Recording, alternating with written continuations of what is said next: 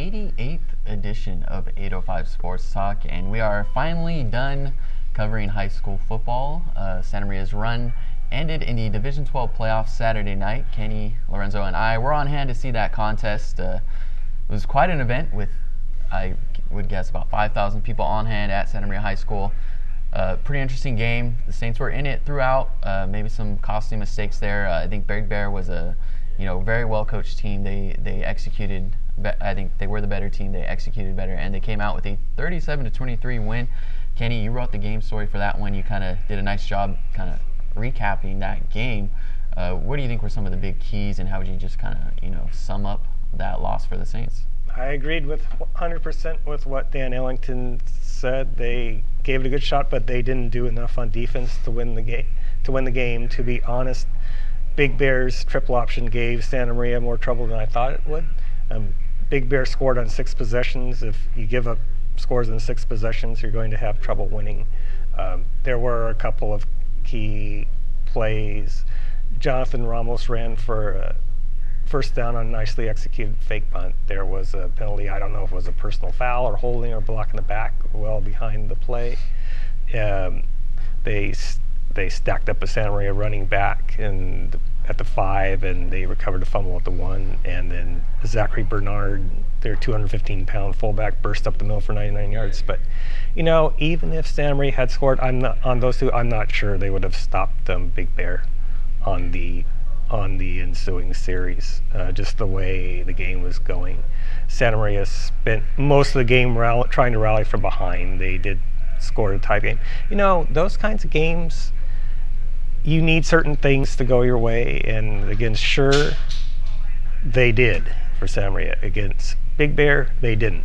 Against South Amonte, Santa Maria really didn't need any big 2 or 3 key things to go its way, because I thought it was the better team by a wide margin.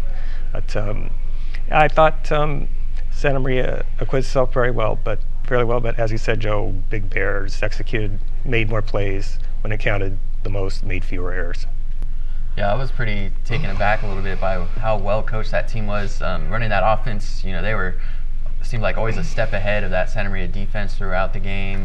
That big turnover down at the 1, Santa Maria, committed. The very next play, I think it was Bernard went his 99 yards, and that was pretty much it. It was 24-10 at that point with Santa Maria going in, trying to make it a 7-point game. Then the turnover, and obviously not having Ramos for much of that second half was tough. I saw him on the sidelines, and they had the sling over his shoulder. He looked pretty dejected. I think he could have made a big difference because they could not defend him in that first half. I think he almost had 100 yards receiving in the first half.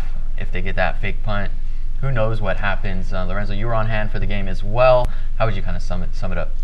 Well, I agree with you guys. Big Bear was extremely well coached and very disciplined, especially in their option offense. I mean, the thing about running a wing T or even a triple option is that you're either going to turn the ball over or you're going to gain a lot of yards, and they ended up gaining a lot of yards, especially on the outside. I mean, I noticed that they kept attacking the side opposite of Gerardo Zool throughout most of the night, and I think that right there just really opened a floodgate for Big Bear. And then that turnover near the goal line for Santa Maria, I thought that was a huge deflator right there, because then you saw the very next play what happened there. And I think if Santa Maria had won, Ramos would have easily been the MVP of that game. He was just he really impressed me on that night. I mean, they just didn't seem to have an answer for him defensively, but this was actually a very fundamentally sound Big Bear team. I came away pretty impressed by them. I think Big Bear is that one team that Santa Maria did not want to face in the playoffs, because you get that far and then you have to face a triple option team in the championship game, and you barely have a week to prepare for that. I think that's so tough. It was so frustrating. They would stop Dowdy, the quarterback, and then at the last second he would throw a pitch to a wide open guy, and there's huge running lanes. It's so tough to defend 3 options. So I think if they would have faced anybody else but Big Bear, I think they probably could have won that championship game. But it's so tough to defend that triple option. And let's keep this in mind too. Like, we were on hand when we saw Santa Maria Rigetti. Rigetti annihilated Santa Maria with its option. Granted, they did a lot of their stuff out of a pistol and shotgun formation, but it just seemed like that all season long, Santa Maria never really fully grasped on defending the option, and it came back and it hot on them. Yeah, you don't see it too often, so it is tough to prepare for that, especially for an offense that you haven't seen all season. Elliot, sadly you had to stay in the office and kind of man the ship while we were all having fun covering the game. But obviously you have some thoughts to share on Santa Maria coming up just a bit short. Well, they had a great season. They were the number 8 seed, and the only game they were the higher seed was the opener, where they was an 8-9 matchup. So they had to knock off higher seeds all the way. You have to give them credit. They beat the number 1 seed the second week out. I mean, they had an incredible playoff run. Big Bear, I think, lost their first game of the year and then won everything after that. So they were up against a tough team, but they had a great season. The guys you expect came through. I watched a bit of it on TV while I was doing the other high school stuff back here. And Truitt looked like he had a great game, and I think I agree with Lorenzo. If Ramos hadn't been injured, it might have been a different story, because they could have got a couple more scores with him. And of course, if they're doing that, it's taking time off the clock and keeping Big Bear from having opportunities. So I think that was a huge key when he went out of the game. It kind of seriously hurt Santa Maria's chances, but they had a great season, so you can't take anything away from that. They should be proud of what they did. Of all of our Central Coast schools, Powerhouse Lompoc did not make it that far. League champions, like Paso Robles did not make it that far, but they did. So hats off. Even Orchid Academy had a great run in 8-man, but didn't make it to the championship game, only to the semifinals. Only. That's a pretty good accomplishment right there, but they didn't make it to the title game. So they really stood out this year. Dan Ellington has turned the culture around there, turned the program around, and only what is his 3rd season since coming over from Pioneer Valley. He had them in a Division 12 championship game. That's an impressive feat. So I'm sorry they lost, but it was a good season. Great season. Yeah, and congrats to Dan Ellington. He's a class act. Earlier this week, he wanted to write a thank you letter to the community for all the support. He thanked community members, alumni, even the local media for kind of covering them. So a class act, we don't see a lot of that stuff too often. So that was really cool to see Ellington kind of go the extra mile and thank the community for supporting Santa Maria's run. And that kind of moves us into the next topic. Kenny, I'll start with you. Do you think this was kind of a once-in-a-lifetime run for Santa Maria, or do you think they've kind of turned the corner and they can kind of extend this run of success? I know they had a great cycle of seniors this year with some of those kids, Blake Truitt, Bobby Ruiz, Isaiah Garcia was hurt, but he was great. Gerardo Zoul's a senior, Ramos is a senior, a really senior-heavy team. Moving to the central section, it's going to be a different landscape. Do you think Santa Maria might make it back to this level sooner than some might think? I'm terrible at prognostications. I can't really say, but I do think Dan Ellington has changed the culture. That counts for something.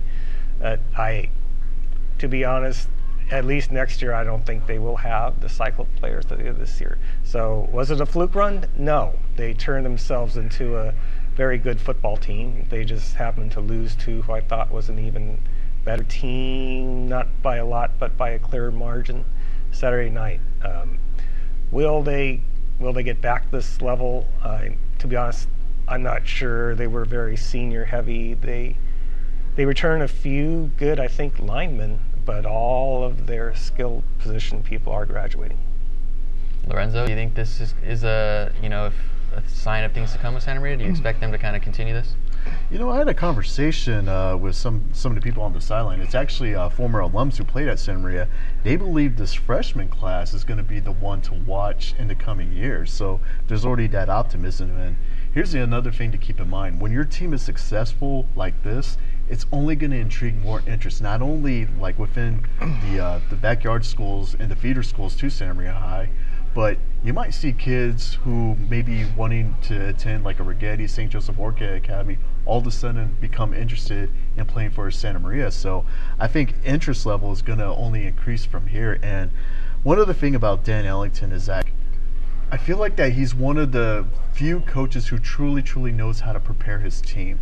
He knows how to cater to their strengths. So that being said, I feel like that even with the cycle of players that are coming up, he's going to find what their strengths are, and he's going to try to use it to their advantage.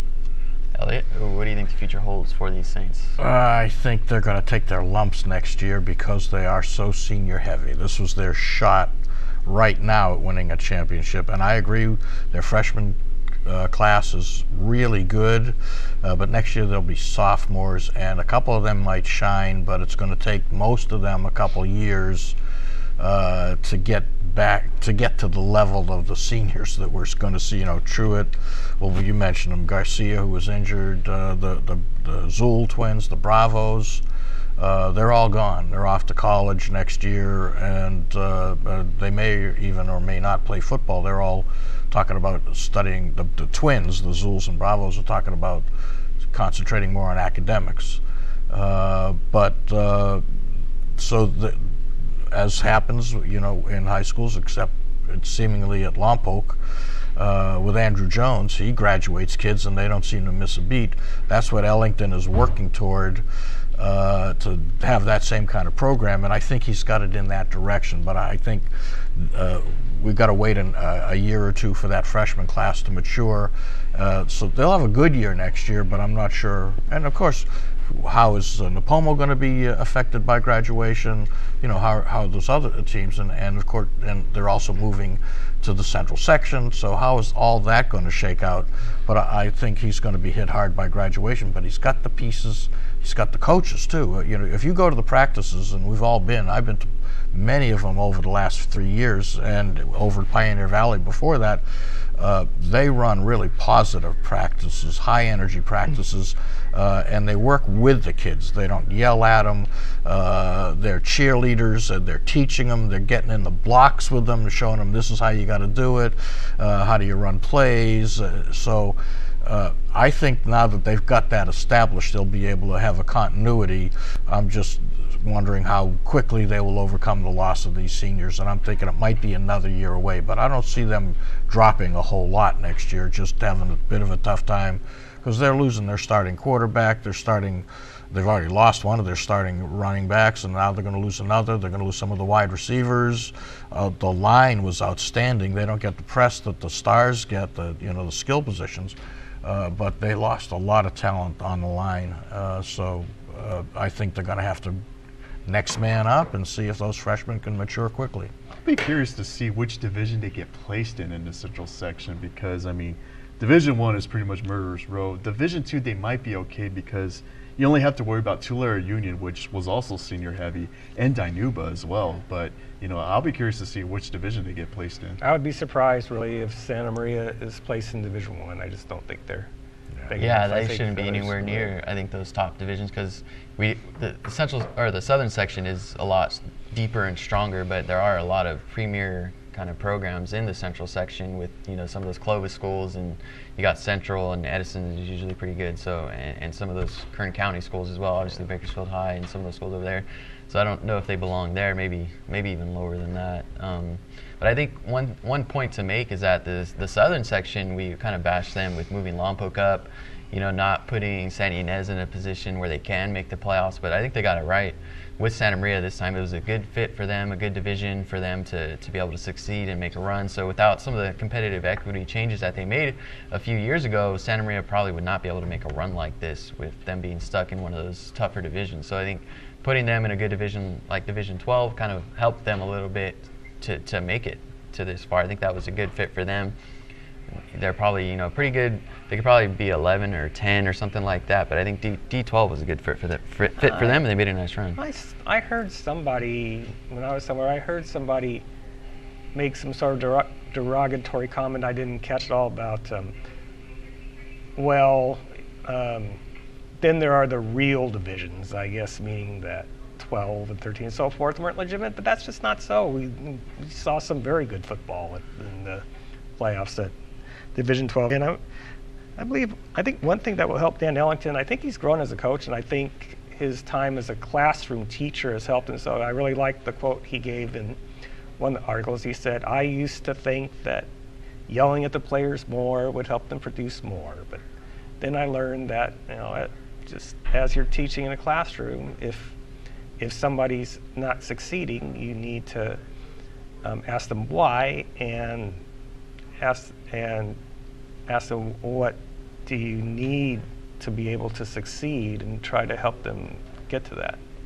Yeah, I think he's a real deal, and talking with him some last week before the game, you kind of got that feeling that he's really involved with the kids and does try to take that approach, that classroom approach to his coaching, so that's really good to see. And I think we got a fair share of that here on the Central Coast. There are some deeply involved coaches who also, obviously work in the classroom, so that was good to see Ellington talk about that a little bit, and talking about the hate that they might get for being in Division 12. When you get to this point, semifinals or championship games, there's not huge amounts of separation between the divisions. I think, Division 11, Division 12, up to Division 10, there's not huge amounts of separation between those teams once you get to this point. Big Bear is a really good, fundamentally sound football team that's 13-1, I think, now at this point, or 12-1, and going to play in the state playoffs. So there's not huge amounts of separation, I think, between some of those divisions. So I think they're all, they should all be, feel good about what they've done and making a championship game, no matter what division you're in.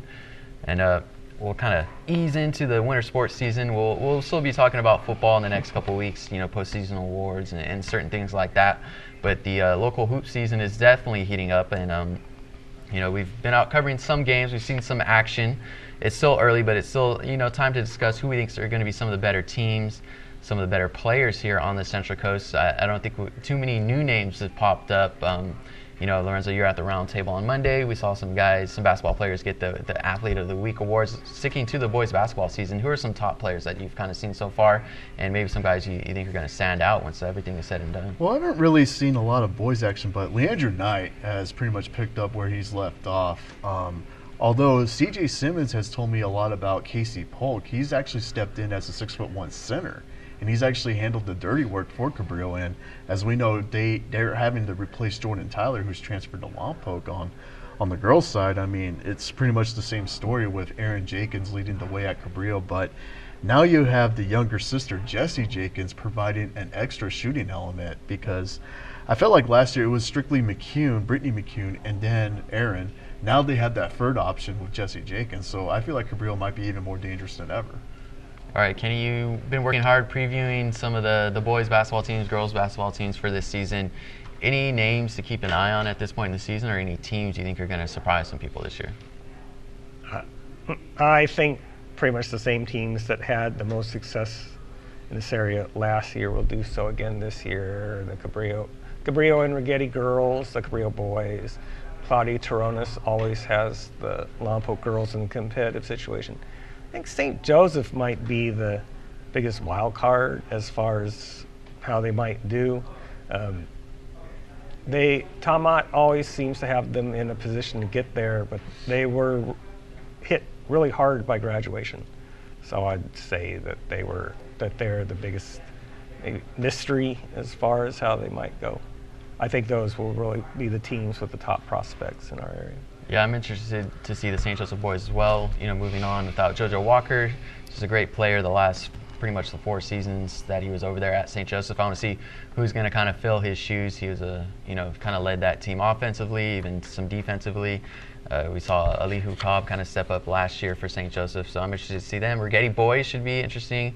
No more Jordan Allen this year. They lose quite a few pieces. I want to see who steps up for them. Jeremiah Rivas is really entrenched there in that position. I want to see if he's really developing that program. Sticking over at Rigetti, Desiree Hitch, obviously has built that program. It's something of a behemoth over here on the Central Coast, so maybe they'll take the next step this year. They made the state playoffs, came up just a bit short in the Southern Section divisional playoffs. Maybe they can win that title this year. They don't have Danita Astorga.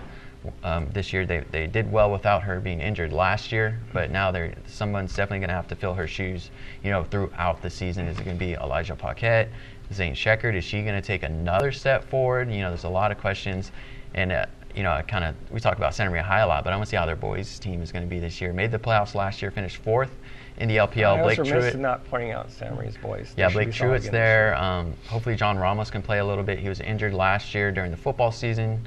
Obviously, he was injured on Saturday night's game. He might be healthy and be able to contribute, but Santa Maria did okay in their tournament in Hanford. So I want to see how the Saints are going to do this year. There's a lot of a lot of teams that I'm interested in see how they perform this year. I'm starting to get more curious about Orkin Academy because, I mean, Ryan Smalley lets us know how his team is doing, and they're off to a fast start. Granted, we saw this last year, so can they get over the hump? But, you know, Mark Pyle is actually one of the more unguardable players, especially with his height at nearly 6'6". Yeah, I think the And they LPL is have going to be interesting this year. They've got a 6'4" guy that plays Twin Towers, Dane Weeks, with them too. I think Orchid Academy, I don't know that they're going to win their league, but they may be the most improved team this year. Of course, they had a lot of room for improvement, but I think Ryan Smalley's a good young basketball mind. Was a star at St. Joe's not too many years ago. And I think he's got them pointed in the right direction. And Orchid Academy puts an awful lot of support behind its athletics program, so he has the support of the administration and the athletic director, Chad McKenzie, and I think they may be the most improved team this year. When you look at the Rigetti girls, Desiree Hitch, formerly Desiree Dominguez, she's like the women's version of Andrew Jones. Since she came back from college and took over that team, she just finds a way to make them win. And she coaches the way she played. She was a point guard and took no prisoners, and she has the girls playing at that same kind of breakneck pace, tough defense, go for the rebounds, pressure. So I expect them to just have another good year. I'm looking at Zane Scheckert to have a great year. I just think she's a great young athlete. I could tell with Desiree, she is one of those coaches who truly relates to her players. Yeah. I mean, she's not that much older than them, so she already has that established relationship, kind of like a big sister, so to speak. And I could tell that energy-wise, the players really feed off of her. And I think both programs that we can't overlook is in Santa Ynez. They kind of made a jump forward with Mike Alexander as their coach. Seems like Alita Wright is going to be one of the most prolific scorers in the LPL once that comes around. And, you know, Santa Ynez's boys under Rod Coyle made that, I think, quarterfinal run last year. Really solid run for that boys basketball team, and I think they could be, you know, another LPL playoff contender once that season comes around. So I think both Santa Ynez teams are progressing. They made some strides last year with, you know, Alexander really kind of getting in his groove as a coach over there, and Lita Wright has been a great scorer, and she's just a youngster as well. So I think Santa Ynez can kind of make some waves in the LPL. I think both Santa Ynez teams can make a run. I'll add one other team that I'm going to be very curious about, but they've actually kind of showed some early glimpses of potential, and that's Lompoc Boys under the direction of Paul Taronas, who for a number of years has been a football guy. He has a football roster on his first basketball team, but they gave Rigetti a scare not too long ago, so that to me indicates that they might be moving in the right direction, and then they'll get Tyler come January once it's the league contest. All right, so basketball season is well under swing right here, so we'll have some great coverage throughout the rest of this week on all those basketball. We got a lot of soccer competition as well. Water polo is really heating up, so we'll be sure to tune in to SantaMariaTimes.com throughout the week, and tune in next week for another edition of 805 Sports Talk.